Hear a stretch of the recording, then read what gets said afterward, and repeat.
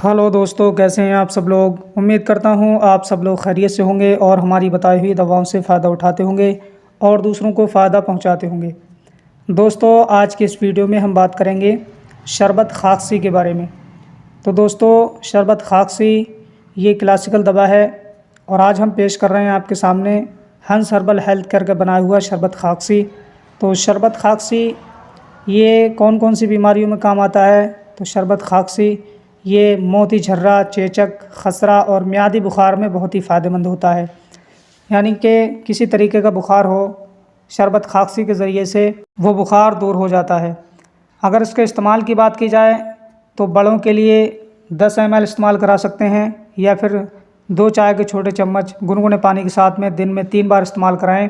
बहुत ही अच्छा फ़ायदा मिलेगा और उनकी जो बीमारी है बुखार की, वो बुखार इंशाल्लाह दूर होता नज़र आएगा। और बच्चों को भी इस्तेमाल कराया जा सकता है। अगर 1 से 3 माह के बच्चे हैं तो उनको 10 से 20 बूंदें गुनगुने पानी के साथ में इस्तेमाल करा सकते हैं। दिन में 3 बार इस्तेमाल कराएं।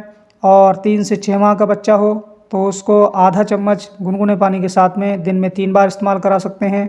और 6 माह से 1 साल के बच्चे के लिए 1 चम्मच गुनगुने पानी के साथ में दिन में 3 मरतबा इस्तेमाल करा सकते हैं।